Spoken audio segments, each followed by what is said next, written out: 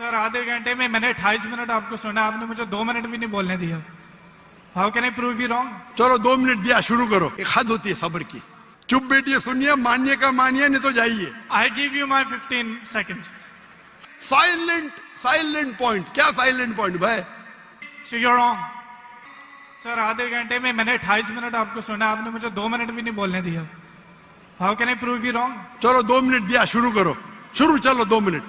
1 minute 55 second बाकी है। मैं आपको जीसस की कोटेशन देता हूं। Mark Matthew chapter 16 verse 21। He must go to Jerusalem and suffer many things at the hand of the elders and the chief of the priest and the teacher of the law, that he must kill him, and he will on the 3rd day he will raise up again. So Jesus की बात मानो या आपकी बात मानो? जो मिसाल आपने दी है उसमें टाइम पीरियड ईडियम है, जिसको कहते हैं 3 days और 3 nights, कि यीशु मसीह कह रहे हैं कि मैं 3 दिन कब्र में रहूंगा। एक समझदार इंसान समझ सकता है कि कब्र में किसको रखा जाता है। जो पॉइंट आप बता रहे हैं वो म्यूट है, वो हाईलाइटेड नहीं है। जैसे मैं मिसाल के तौर पर देता हूं कि एक बंदे का कलर बहुत ज्यादा सफेद है, मैं उसको कहता हूं बर्फ की तरह सफेद हो, और एक बंदे की बॉडी ठंडी है, उसको कहता हूं मैं आपके बर्फ की तरफ ठंडे हो।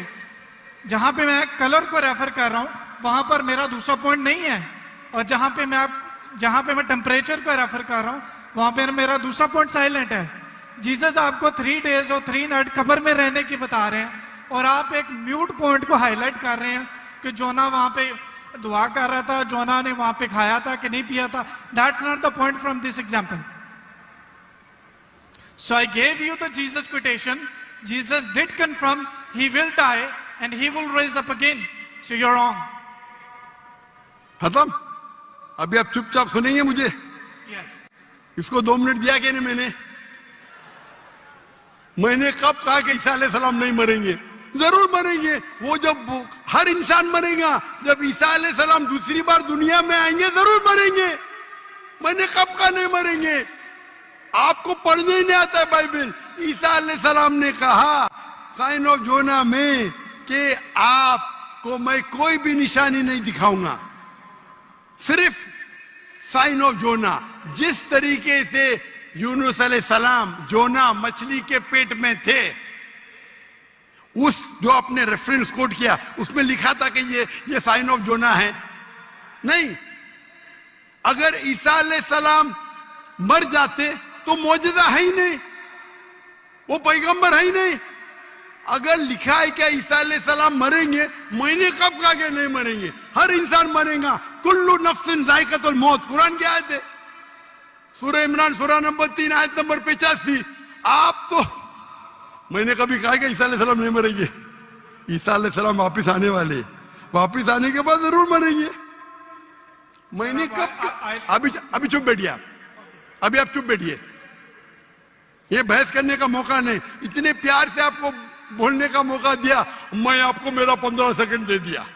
अभी आप चुप बैठिए, चुप बैठिए, सुनिए, मानिए का मानिए, नहीं तो जाइए। हम लोग का वक्त मत जाया कीजिए। एक हद होती है सब्र की, सब्र की इन्नल्लाह मासा हद होती है। लेकिन सब्र करके लोग को इतना वक्त जाया कर रहे, नहीं 2 जमा 2 5, 2 जमा 2 5, क्यों? क्या मैं सुनते रहूं क्या? सर ये पुरानी मिसाल होगी। आप क्यों बात कर रहे हैं? अभी चुप बैठेंगे आप जरा, आप चुप बैठेंगे?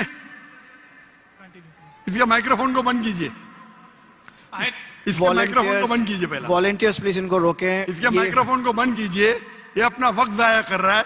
ये सब लोग को 1 सेकंड 1 घंटा बोलता है। अगर बाइबल में लिखा है कि ईसा अलैहिस्सलाम मरेंगे, मैंने कब कहा नहीं मरेंगे? लेकिन ये जब उनसे कहते हैं कि शो अस सम साइंस, कुछ मौजूदा दिखाओ, तो ईसा अलैहिस्सलाम कहते मैं आपको कोई भी मौजूदा नहीं दिखाऊंगा। अगर कब्र में डालने का मर गया तो मौजूदा होता है क्या? नहीं होता है मौजूदा। मौजूदा होता है क्या? नहीं होता। मौजूदा कब होगा? जब कब्र में जिंदा है। इसको इतना पता नहीं कि मौजूदा कब्र में किसको डालते, मुर्दे को डालते, तो मौजूदा हुआ ही नहीं। अगर यूनुस सलाम भी मर जाते थे और फिर जिंदा होते थे तो बोल सकते थे हाँ भाई ईसा अलैहिस्सलाम भी मर गए और जिंदा हुए। बाइबल में का लिखा ही नहीं। Silent point. क्या साइलेंट पॉइंट भाई? ये जितने दिगर मजाहिब के ठेकेदार है, मजहब के ठेकेदार है, वो पेशा बना चुके हैं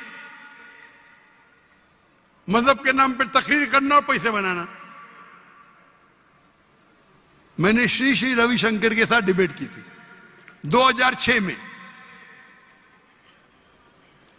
18 साल पहले। उस टाइम मेरा टारगेट था कि कम से कम 20,000 लेके आना। और श्री रविशंकर उस वक्त दुनिया के सबसे फेमस हिंदू प्रीचर थे। हजारों लोग उन्हें खुदा मानते थे। वो डिबेट के लिए मान गए, मैं भी मान गया। उनके शहर में, बैंगलोर में मैं जाता हूं डिबेट करने के लिए, और दुनिया ने देखी क्या हो गया। उसके बाद श्री रविशंकर के बाद एक गैर मुस्लिम जो 50,000 को इकट्ठा कर सकता है, मैं कभी चैलेंज ही नहीं किया मुझे, क्योंकि उसकी दुकान बंद हो जाएंगी। हम तो भाई ओपन है, खुली नशिस्त, क्योंकि हम जानते हैं हमारा दीन हक का है, हमारी किताब कुरान हक की है।